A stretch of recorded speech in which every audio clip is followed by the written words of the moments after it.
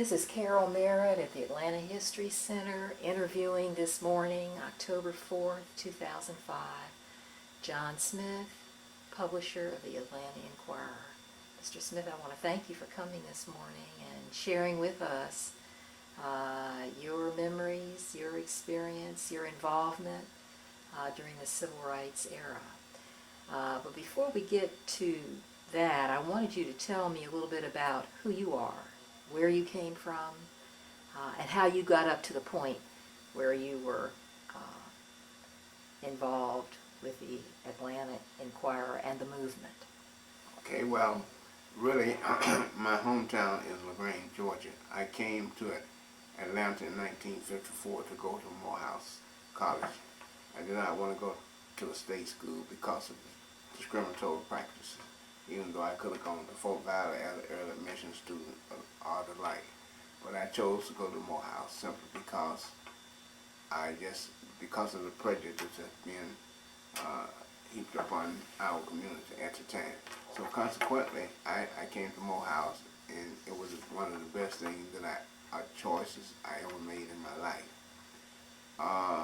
After graduating from Morehouse. Why was it the best choice you ever made in your life? Well, some of the basic things that I learned under Dr. Mays, the late Dr. Mays, Benjamin E. Mays, and some of my other instructors, as well as some of the other students for whom I got to know during that 4-year period, including the late Mayor Maynard Jackson, who was 2 years ahead of me. And I also was exposed to a number of really, really bright young men at Morehouse who, in some ways, encouraged me to do well and to participate in the American dream. After graduation, I went into military service, and there though the code of conduct says I am the first code of conduct says I am an American fighting man. I am prepared to give my life in defense of my country. It was there that I What branch of the service was it? This was the Army. And even though I was on several committees, I was the only minority in my battery, and consequently the number of prejudice that was heaped upon me led me to understand that America was not ready to fully integrate and for all people of all color and all persuasion to participate in the American dream.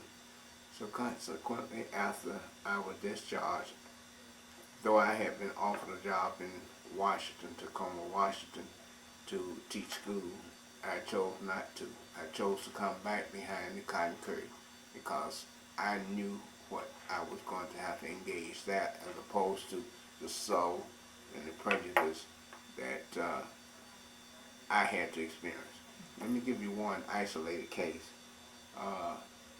Though I met many young men from Auburn University for whom we got to be friends, they were all white, I was the only black. One afternoon, we decided to go to a movie together in Texas. I was the only black in the car.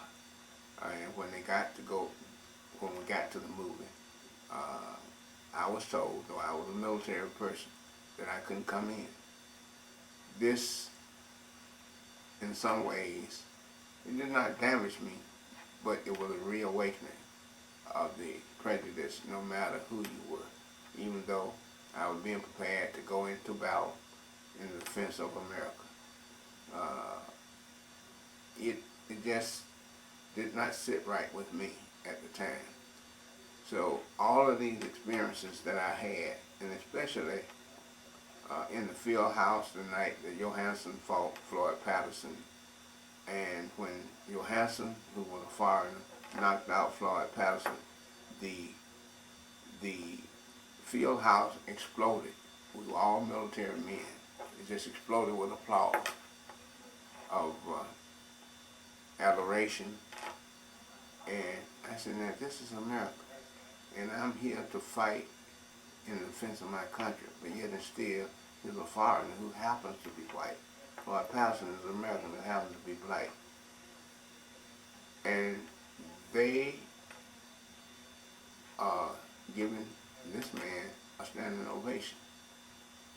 And it was these kind of things that happened that led me to want to participate in the movement of 1960. I had already been discharged. So even though I was in education, many of my friends who I knew from Spelman, Morehouse, Clark, Marsh Brown, and the AU Center were participating in the march. They had started the march. I got out of the military in July of 1960. It was the same month in which the student movement had just started in Atlanta. And so I said, how can I make a contribution? So Julius Alexander told me about the community leaders were going to start the Atlanta Inquirer. So the student would have a voice whereby they could write about their experiences as they went to jail, as they sat in, and the like.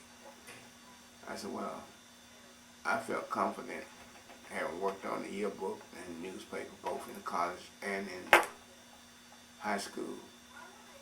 I just felt like I could do it. I could make some kind of contribution. So I joined the advertising, sales, and marketing division of the Atlanta Inquirer. Jesse Hill Jr. hired me on site at the recommendation of my longtime, lifetime friend, Dr. Clinton Lee Warner. Yes. What was the date exactly when you began at the Inquirer? February 1961. 61. Yes. So the paper itself, though, had been founded when? It was founded in August of 1960. The first edition of the Atlanta Inquirer, or the student movement paper, was a mimeograph sheet of paper, which Charles Blight still has to this day. And the first commercial edition of the Atlanta Inquirer was August the 5th of 1960. And that's why we always celebrate August as the anniversary year of the founding of the Inquirer. Do you have that first commercial issue? Yes, we do have. We have every issue of the Atlanta Inquirer going forward, from the first edition all the way up to the current edition. We have also put them on microfilm. I promised the students about 20 years ago, that's when I first bought the Atlanta Inquirer myself. I simply started out working for the newspaper just to make a contribution to the civil rights movement, never dreaming or imagining that one day I would own a newspaper. I have worked with people in the likes of Julian Bond, Charlene Honeygall, Hamilton E. Holmes, Ambassador Young, who many times penned several articles for the Inquirer during the civil rights movement. Even the late Dr. Martin Luther King Jr. at one point was a stockholder as well as a board member, one of the first board members of the Atlanta Inquirer. The community as a whole came behind the Atlanta Inquirer, especially the Empire Real Estate Board, who took all of their advertisement out of another minority newspaper. And that paper was? I would prefer not naming that paper, but you may name it if you like. It's the oldest black newspaper. You're talking about the Atlanta Daily World? Yes, I am. Okay. So why did the Inquirer get started to begin with? Well, at that time, Mr. Scott refused to print the articles where the students were concerned. They approached him about doing that. And some in the word, as Lonnie King said, who was chairman at that time of the student movement, simply told him no. And there's a statement by Lonnie to this effect. And as a result, they made an appeal to the Duck community. And the Duck community rose up and the Atlanta Inquirer formed. Herman Russell, Jesse Hill, Clarence Coleman, Dr. Clinton Lee Warner, the late Clarence Coleman, the late Johnny Johnson, and the list goes on and on. With two women who made an outstanding contribution was the late Hilda Wilson, who was the secretary, Ms. Gladys Power, who was the secretary, who was the treasurer rather, And but the list is so enormous, it's difficult to even remember or to give you all of the names. But in our first edition, anniversary edition of the Atlanta Inquirer in 1961, there's a listing of everybody who contributed to the Atlanta Inquirer, whether they was writing, reporting, or whatever it was, including the students. I also have a list of all the students who participated in the movement, for whom I keep in contact with. And we have honored, when I say we, I'm speaking of the Atlanta Inquirer Board of Directors and the stockholders in the past, have honored all of the students who made this outstanding contribution to the movement. Many people think that when Atlanta is referred to as the Black Mecca, that it just happened overnight, and these things happen. But if it had not been for the Inquirer who chronicled all of this information, there would not be a place for it in history. The Atlanta Inquirer, in my opinion, will forever be a part of the Atlanta psyche. And it will always be a part of the Atlanta community.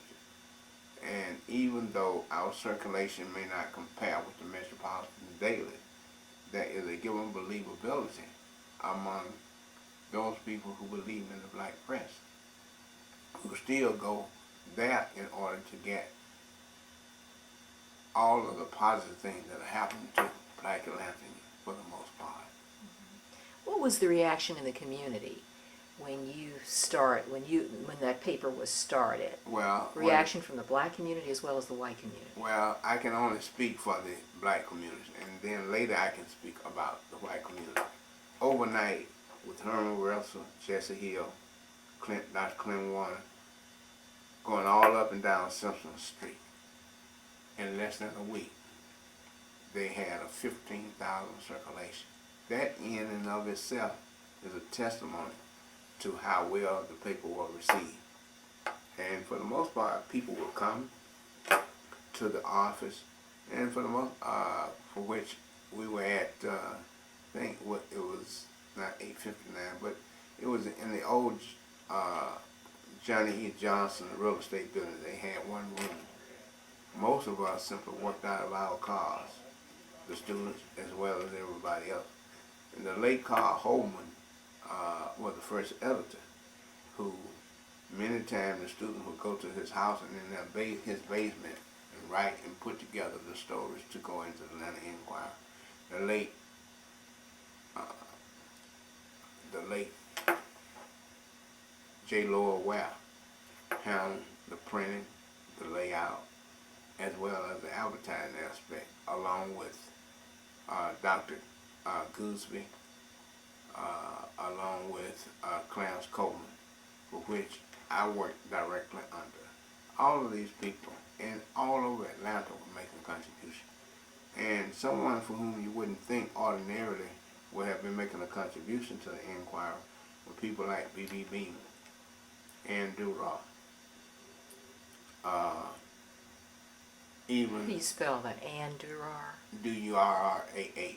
Durrah, okay. Yeah. Who was she? She worked with B.B. Beeman, and they did, the shows that you see now coming into town. They did the rock and roll shows, Jackie Wilson and the like. You have nowadays the hip hop kind of thing coming into Atlanta. Well, B.B. Beeman and one of the promoters, he would always make certain, he and Andrew make certain that those advertisements were always put in the Atlanta Inquirer. No matter where else they were put them, they made certain they were there. And this was their way of helping to contribute to the foundation and the financial growth and stability of the Atlanta Inquirer. Henry Wynn, who ran the Royal Peacock, at day and time, see, we couldn't go to the Civic Center or some of the other places when shows come into town. We had to go to the Royal Peacock and some of the top artists and all.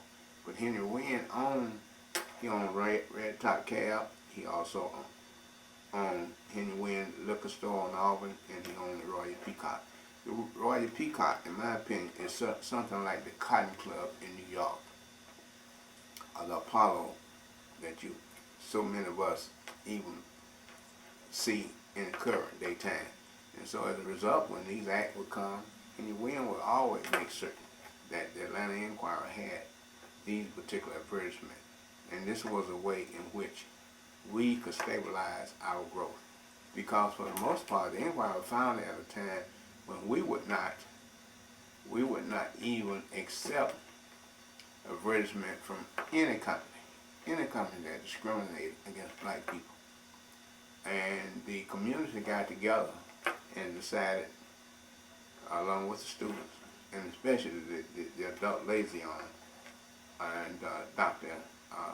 William Holmes Borders, was one of the key liaison people between the adults and the students, whereby the student would meet in the basement of Wheat Street Baptist Church, but they also had Jesse Hill at Atlanta Life for who they would meet.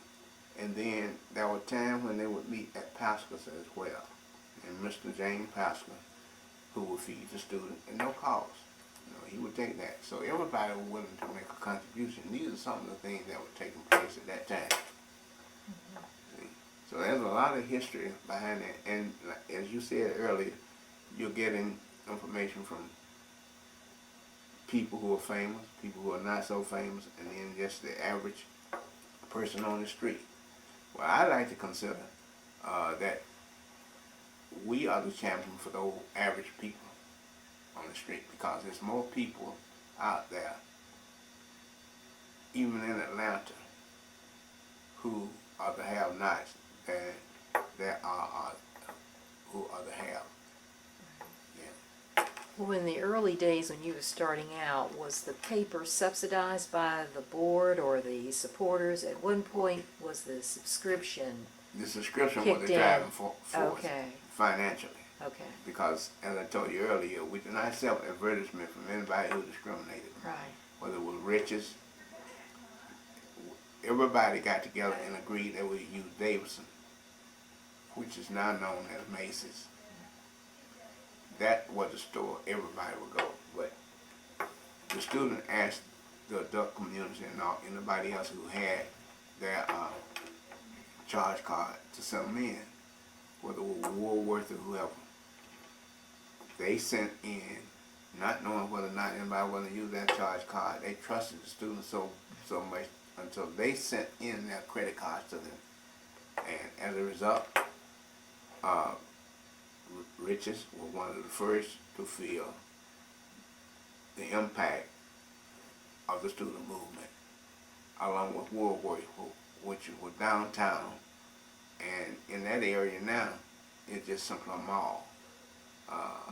Modern train station is there now. But Woolworth was one of those stores, H.L. Green, and there were numerous others. What do you recall of those early protests and sit-ins at Riches and the other Woolworths and Crest and whatnot? Were you in Atlanta at the time? Yes, I was a part of it. Okay. Well, yeah, and what happened was, my working for the Inquirer, firsthand, I knew when these particular events were going to take place. And I admired and respected the students because I saw for the first time a man weighing 200 pounds, built like Lundy King, being spat upon, kicked, and abused in order to gain his civil rights. But there were other students there as well who were protesting. And we have chronicled in the Inquirer these kind of events that took place that you cannot find any other place because nobody else was covering it, especially the Metropolitan paper and the other minority press who was here. And a few years ago, we reprinted this when the students in the Inquirer were honored by Fulton County in the city of Atlanta. So, having stood on the sideline, reporting it to the Atlanta Inquirer, and in that day and time, it wasn't departmentalized. We had to do everything. We had to help write, we had to help lay out and put the paper together. All we wanted to do was get the news out to our community. And later, the white community realized the impact of the Atlanta Inquirer, especially when the Peyton Wall was put up. The Peyton Wall was put up when Mayor Ivan Allen Jr. became mayor, and I think that's about 1963, when Dr. Clinton Lee Warner integrated the southwest side of Atlanta. He was the first one to move on Peyton Road. See, Westview at that time was the buffer. Westview Cemetery was the buffer for black people to be able to go west. And it was white people who moved into the southwest section of Atlanta. It was the first movement to integrate a neighborhood in the city of Atlanta. And Dr. Clinton Warren was the first one to buy a house, and it was not that he needed the money, but it was financed by Atlanta Light. And as a result of this, to keep more blacks from coming in, Mayor Ivan Allen put up a wall, like the Berlin Wall. And as a result, black people became so enraged over this until it made national news. But it was the Atlanta Inquirer who broke this story, for the most part. Otherwise, if it had not been for the Atlanta Inquirer, that wall may still be there even today. Another typical example. The Atlanta Inquirer was on the scene when the Atlanta Braves first came to town. Henry Aaron's first wife was going into the parking lot, and she gave her name as Mrs. Aaron. And I don't know what happened, but a white policeman became irate with her insistence in parking. And as a result, he pulled a gun on her. We were the first to break that story, and it became a national story. So then, when things happened within the black community and it was news, they would come first to the Atlanta Inquirer? For the most part, it was the Atlanta Inquirer who would be vigilant. With your reporters? Yeah. Okay. And reporting this. Even the metropolitan press did not pick up on it. Okay. In many instances, newspaper like New York Times, the Sentinel, and many other newspapers would come to us to get the story because they could not get into the community, our community, and get the news. And that's happening even today. In many instances, black people will not talk with and give the real fact as to what is happening in our community unless it's a reaction to a given injustice being heaped upon them. But for the most part, they would have to come to us to get the news. So in those early days, you would have had a team of people who, what, part-time and full-time, would be writing, reporting? Yes. How did that work? But for the most part, the student would be doing the writing part and giving the stories. Okay. As I told you earlier, the late M. Carl Holman, who was a professor at Clark AU in English, he would be the one who would be gathering the story from the students, getting them to the Inquirer. And the Inquirers, all of us who were making contributions, no matter what we were doing, would get the stories and put them together and print them. And it's there that you can see many of those stories, even today. I'm in an interview. I have to call you back. Hello? I'm in an interview. I don't know. I'm sorry about that. Okay. I know I got an important call coming back. Oh, okay. Now, I'm sorry about that. I hope you can edit that that's part okay. out. Yeah. Okay. And there are so many events, there are so many things that took place until some of them, even today, caused me to be the kind of person I am and the commitment I have at the Atlanta Inquirer during my lifetime. But there are still people who believe, both young and old, believe it or not, who still believe in the Atlanta Inquirer and what we're all about. Did you actually do any of the sit-inning or protesting during the movement? Were you ever arrested? I was never arrested, no. I had to kind of I was there on the scene, but I never got arrested. So you were reporting rather Yeah, than right, being yeah, actually I in the was- demonstration. Absolutely. Okay. But some of the other board members were not, well, in a way it was a blessing. They too were arrested. Yeah. Okay. I'd be interested in some of your recollections of some of the institutions that took part in the movement or grew out of the movement. Well, I guess at first, really, it's the Committee on Appeal for Human Rights. Absolutely. And I do have a copy of that first document.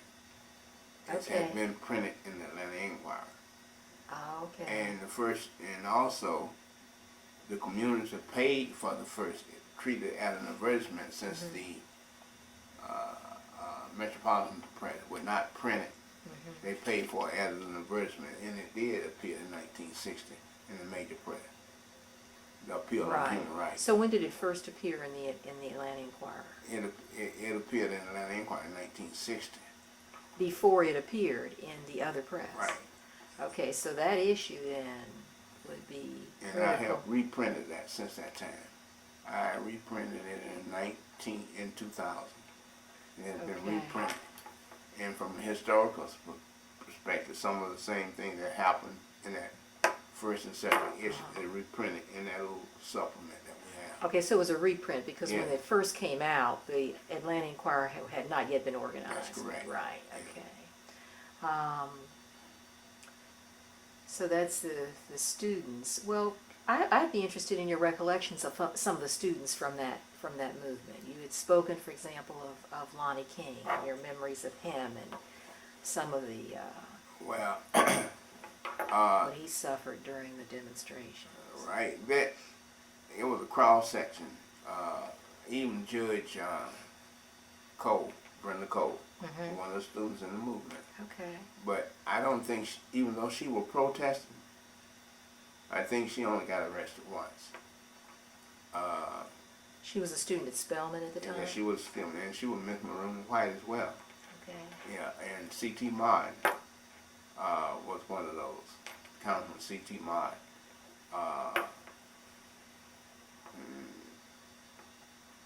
The name, and you have to forgive me too, because the Long Sisters, Wilma and Carolyn, they were two of the students in the movement.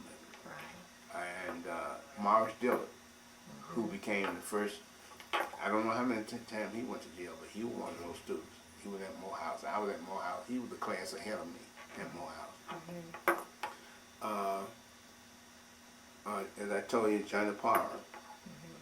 And all of the names I don't remember, but in our 45th anniversary issue of the paper, there's a list.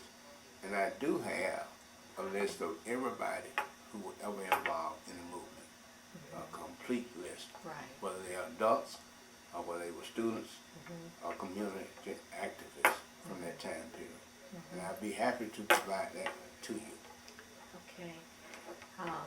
Maybe this is a little out of order, but I want to go back a little bit before the student movement. And when you were a student in Morehouse, what was the experience that you had living in Atlanta? What was your experience with Jim Crow? What was the sentiment on campus? Well, the sentiment was that, believe it or not, the teachers, and especially Dr. Mays, tried to protect us from discrimination by talking to us and the importance of being on campus. And though he did not say, stand up for your right, I recall something that happened. I had a white instructor in humanities in Morehouse. And do you recall his name? I don't recall his name just now, but this is the first time I've ever revealed this. I got on the bus to go to Morehouse. He got on the bus to go to Morehouse. And he came and sat by me. And the bus driver stopped the bus and told him he couldn't sit there next to me. You were sitting in the back of the bus. Near the back of the bus at the Okay. time, not exactly in the back, but near the back where we supposed to sit. Right. That was on Atlanta Transit at that time, Right. not MARTA. Yeah, okay. And so we rode to Fair Street together. We got on downtown, but he just came on to the back. And I think this fellow from New York, I think his name was Fussell, Dr. Fussell. He came and sat by me and we started talking. The bus driver stopped because couldn't do that. He moved. And when he got off the bus, he waited for me to get off. And he said, please don't tell Dr. Mays about this experience. And this is the first time ever I repeated that experience. The other thing that was kind of irritating, it did not anger me, but was irritating. An African could come and go to Morehouse. And they could go downtown and go anywhere. They could Yeah. sit on the front of the bus? They could sit anywhere or go shop and be patronized. Here I am, an American, born in America. And I had to go to the colored fountain or the white fountain. In many instances, I used the restroom.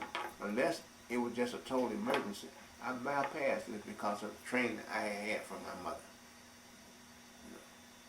And there were many, especially black boys, whose parents told them to be careful long before the Emmett Till incident in Mississippi, where he was killed by white folks.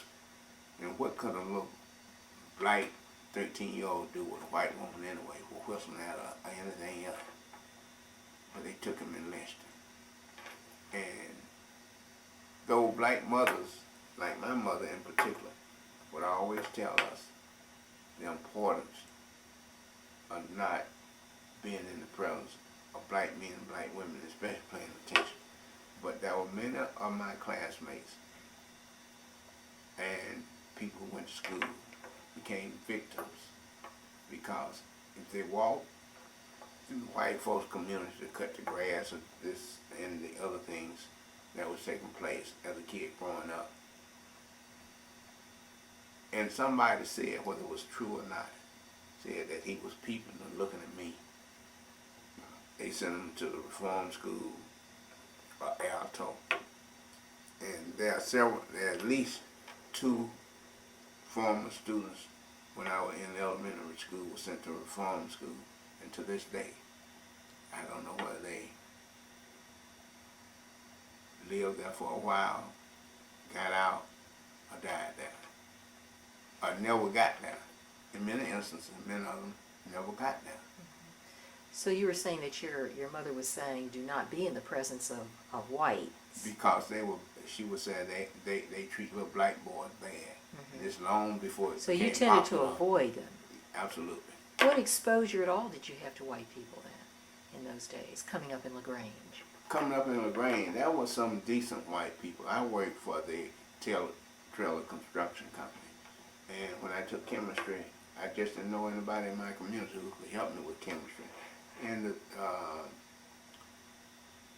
one of the partners there, he helped me. He was an engineer. And it influenced me because I said, hey, I want to be an engineer. But I did not become an engineer, but I chose a field closely akin, mathematics. I'm a mathematics major. Closely akin to this because he did not hesitate to help me. But there were other people who could help and did help in my community who were black as opposed to white. But I just didn't know anybody who could help me, and simply because I was working there as an office boy, he would help me with my chemistry. But I was a full-fledged teenager at that time. And to this day, I'm grateful for what he did and contributed to my education in that regard. Because as you know, many of our people in that day and time never even got to go to college, never finished high school. Like my mother only went to 7th grade, my dad 3rd grade. But it didn't mean that they were illiterate, they were not astute in some regard, because there were many other contributions they were able to make, in my opinion. All you have to do is look and see what happened in Washington, D.C., who a black man had to finish, but he had not been exposed to the blueprints or anything, but yet and still he was able to do and to finish. And look at the number of buildings all over America, especially throughout the South, for black people without any formal education, not able to read blueprint, yet and still built the buildings. So you're going from LaGrange to Morehouse and then to the Atlanta Inquirer. That has been My journey. Your journey. It's Yeah. been, you've always been associated with black institutions and a black now Absolutely. black The company. only time I've had an experience when white people ruled. In order to get through Morehouse and with limited resources, I got a job at Lockheed. I worked there, but I was in an all-black situation, environment. All blacks worked together. No white worked with us. And thanks to Pat Patterson, who my lead for person in Morehouse man, allowed me a little leeway in order to do some of my studying and to apply some things there. Did you say the lead person, Patterson? Yes. What was his full name? John Patterson. John He Patterson. was deceased now. Okay. He was my lead man, and he was sensitive to my plight as a student trying to go to school, take care of 3 brothers and a sister and a mother, and work at Lockheed and go to school, for which I had a full-time job, and took care of 3 brothers and a sister in Atlanta, and still finished in the top part of my class for full-time. But it disciplined me about some things that's necessary for survival then, thereafter, and even today. See?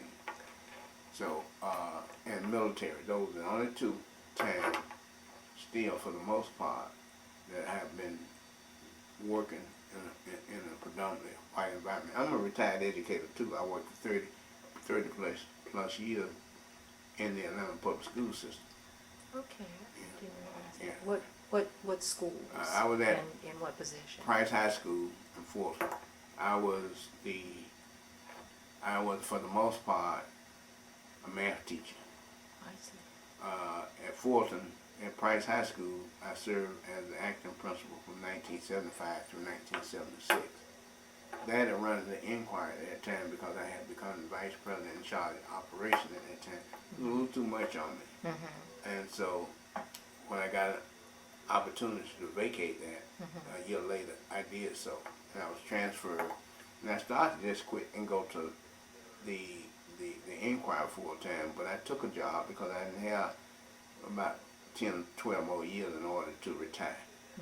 So I took a job as the chairperson of the math department at Fulton High School, and that's why I retired from.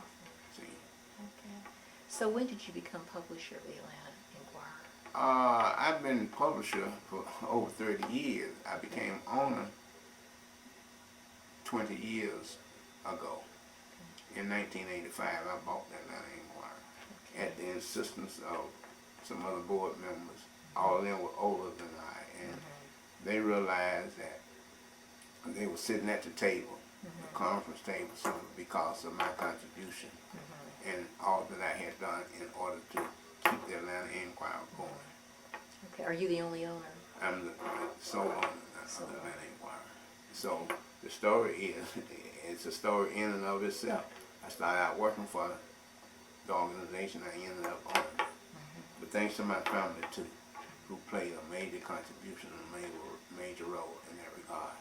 Because there were many times that I would work all night at the Atlanta Inquirer, go home, take a shower, and go to school the next morning. And then come back to the Inquirer in the evening in order to help make it survive. But I think any business ought to have employees, owners, and the like in the same light in order to make it survive. Because see, we didn't start out to making the money at the Atlanta Inquirer. We started out simply to make a contribution to the movement and the students.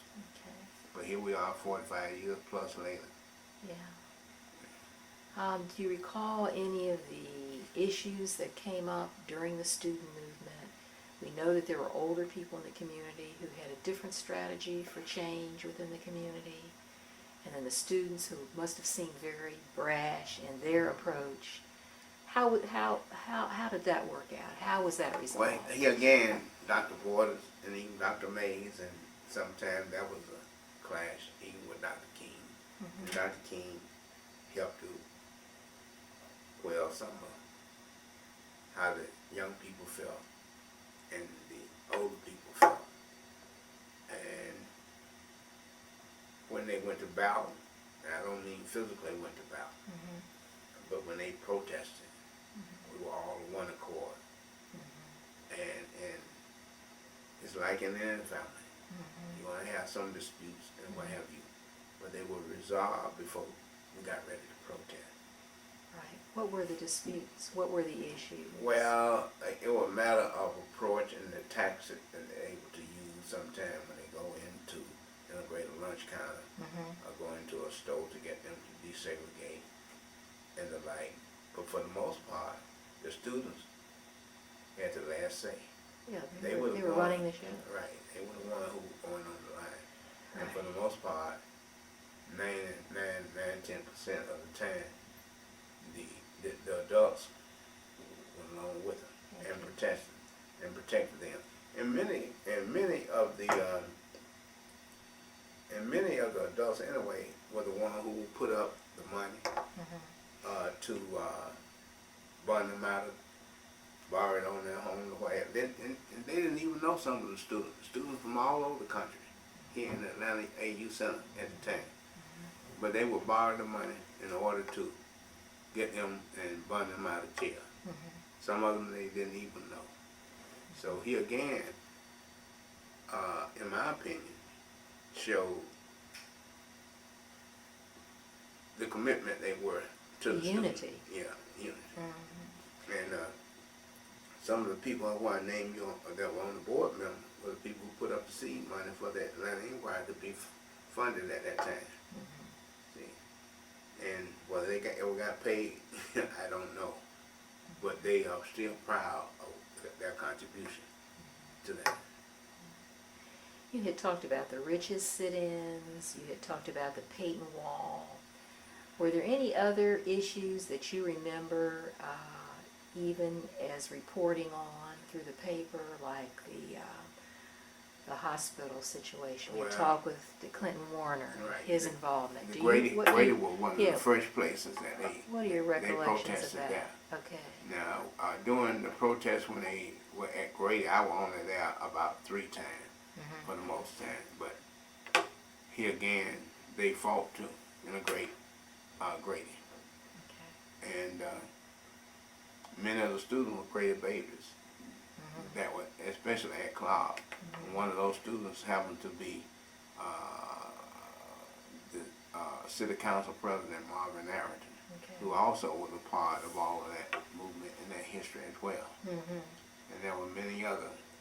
And for the most part, most black people, if they had a little capital, their children went to Hugh Spalding's anyway to do birth, as opposed to Grady.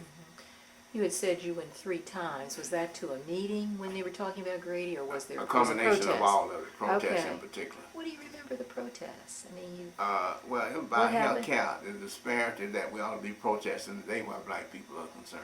Right, and so Yeah. you were, no, but I mean, you went down to Grady, Yes, did you yes. sit in, did you, Yes, what was I the was nature a part of the of all protest? of that. Okay, Yeah, I was a part, I sat sometime, and sometime I would have to make certain that certain things got back to the office in time. In many instances, this is what happened. I don't know whether God was working in my behalf or what. I can't say it because I could have gotten fired from my job. But many instances, after being there so many hours, I had to go and deliver the news of whatever had been collected to the paper. And Right. it was every time after I was gone that they would end up going to jail. And many of them was down there, many more hours than I was. no, I understand what your See, special yeah. function was. Right. But is there any protest, is there any particular demonstration that you either participated in or observed in or reported in that stands out in your mind? Well, in the West End area, Okay. it was more difficult there, even though it was just a mom and pop stores there. Okay. For the most part, you had the A&P stores and the colonial stores who they were protesting. And it seemed as though the protest there was a little worse than in the other areas. The only other real area. What do you mean the protest was worse? It seemed as though they would have received the students better than what they did. Okay. But it was a little, There's more violent, resistance. more resistant, a little more violent there.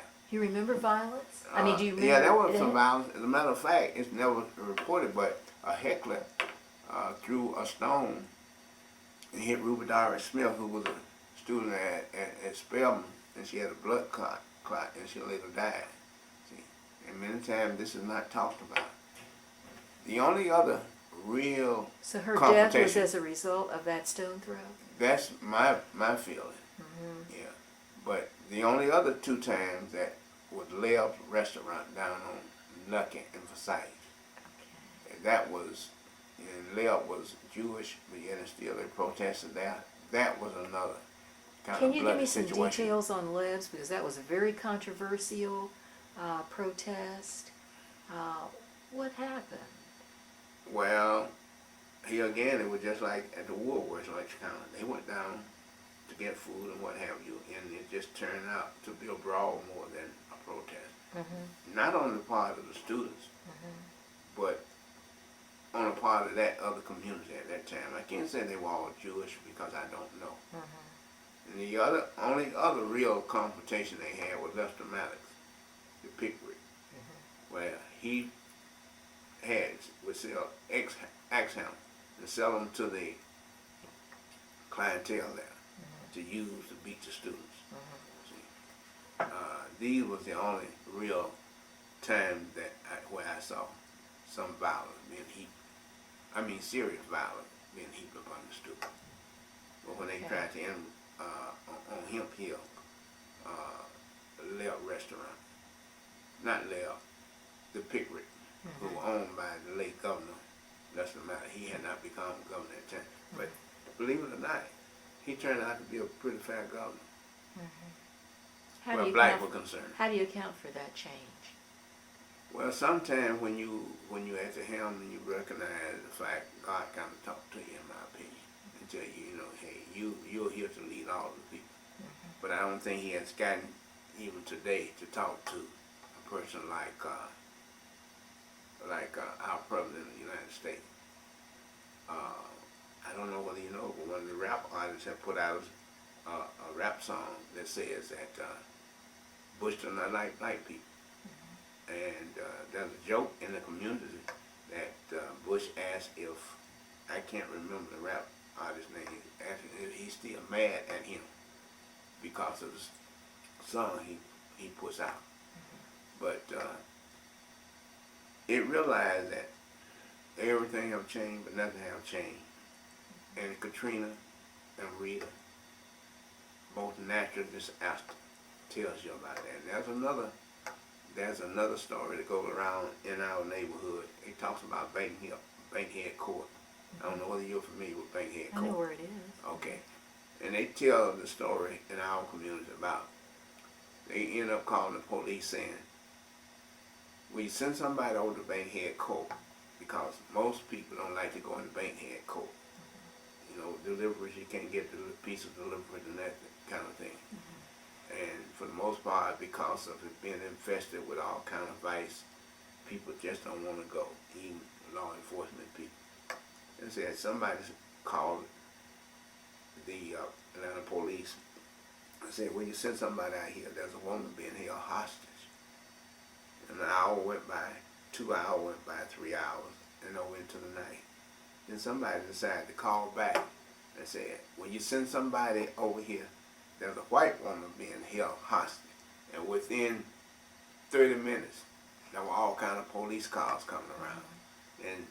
And what I'm simply saying here is, you know, if you're poor and black, or black and poor, or just poor period, for the most part, a government that says all the people, for the people, and by the people does not respond as a resident.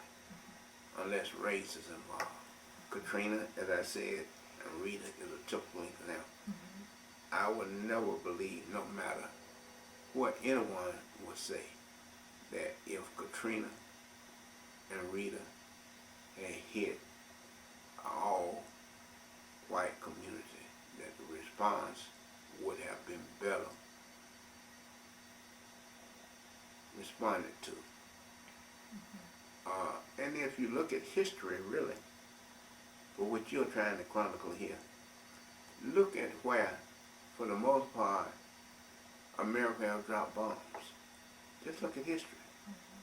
That in and of itself would tell you something, that mostly it's a little country with people of color. I want your assessment of Atlanta. Atlanta had an image of, as Hartsfield said, being too busy to hate. Atlanta's history in civil rights was different from other cities, like when you compare it with Birmingham. What's your assessment of what was distinctive about Atlanta? Well, Atlanta, Pro and con as yeah, far as Atlanta, civil rights is concerned.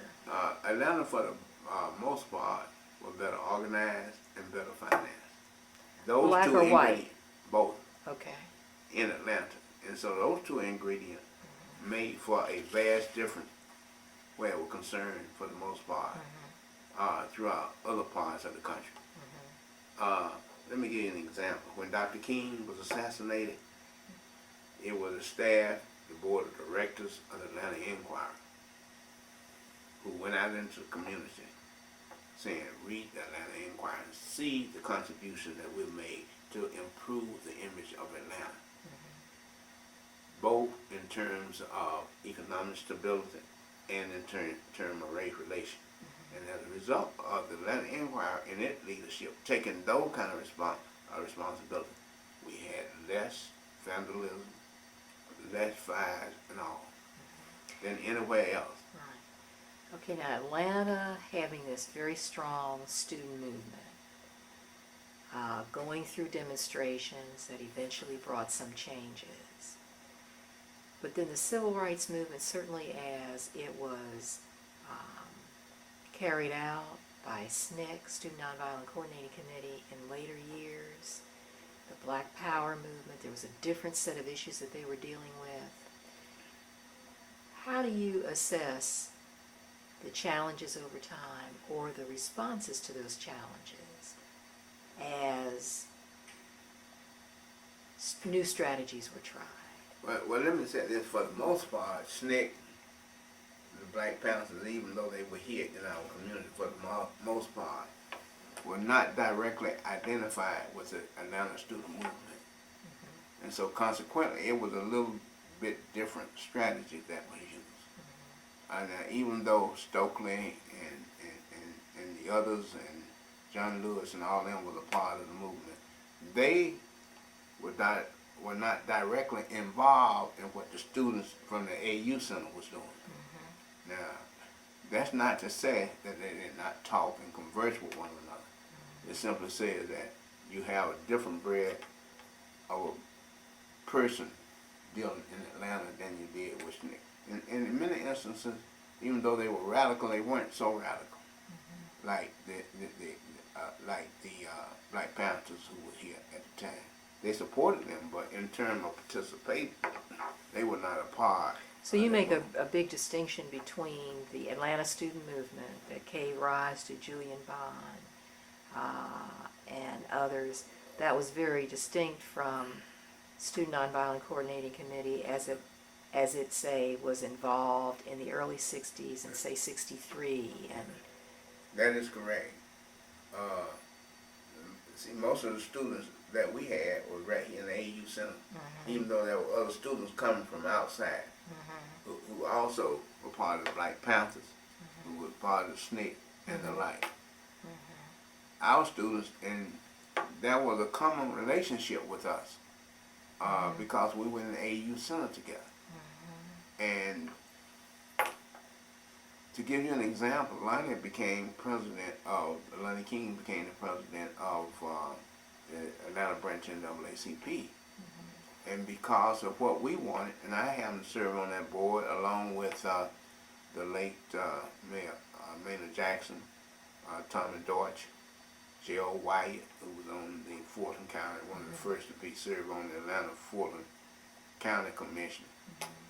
All of us was on that board, and we wanted to have a say. Atlanta wanted to have a say as to who would become the first black superintendent of school, and that's how Dr. Cream, as a result of that negotiation.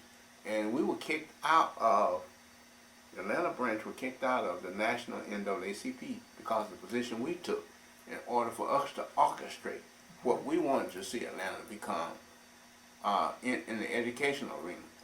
Looking back on that decision, how do you feel? Do you feel that was in fact best for the Atlanta community and the students of Atlanta? Every man ought to have a say in the kind of life he or she should live, or the way in which they should go in the world. Because nobody understands your life and your way of living better than you. And this is why the black press will forever live. There's nobody who can speak for you or I better than either you or me, for each of us. Okay. So then that decision to have control over who would run the schools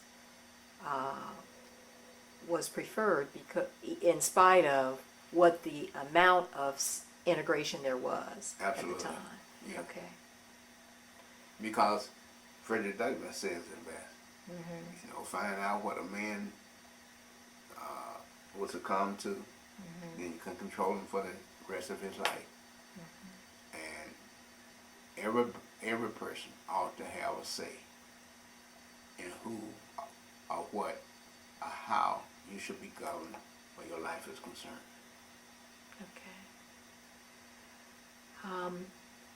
Do you have any other comments to make about looking back, say, at what happened during a very important period in Atlanta's history? It's like my daughter said to me when she was off in college, and she and her first real boyfriend, of her first real love, in my opinion, once said, I went to her as a father and asked her, was she okay? And was there anything she wanted to talk to me as her dad about, and as her best male friend? And she looked me in the eye and said, even though it's over, I'd much rather that it had happened than for it not to have happened. And my feeling about all that had happened, even though I would have much rather seen things change for the better without the struggle, without the fight, I don't think we would have come as far as we have, even though we have a long ways to go. And none of it would ever be for the good of all of us in your or my lifetime, even if we live to be twice our ages now. I simply like to say, I'm glad we participated in order to do some good for people. And we will continue to do that. And we would continue to live out that creed, to seek out the truth and report it without fear or faith, and to be on guard for human rights 24 hours a day. Thank you very much for that statement. Thank you for sharing today in this important story. And we'll get together and so you can view some of when you have the time, and once I can get you a copy of some of those videos, so Wonderful. You can see other people. You know, even I forgot to mention to you another student who really, from a spiritual point of view, two. One, Reverend Brunson, who's a doctor, and another one is the Dr. Otis Moss Jr. Okay. Yeah, they were all part of that. There are so many. Reverend Branson, yes, Yeah. I've seen his name. And, Yeah. and Reverend Otis Moss. Moss Jr. Yeah, who just stepped down as chairman of the board of directors for the Morehouse College. Okay. But there are some others whose name not right here. That's when I say, if you like, I can supply you with a list so you can look at it. Feel and do a free check and balance. to let me know what you think, Yeah. who we ought to be talking to. Yeah, because sometimes when you're sitting like this, you don't Can't think of will help everything, you. right. Well, thank you so much. Okay. Thank you. Thank you.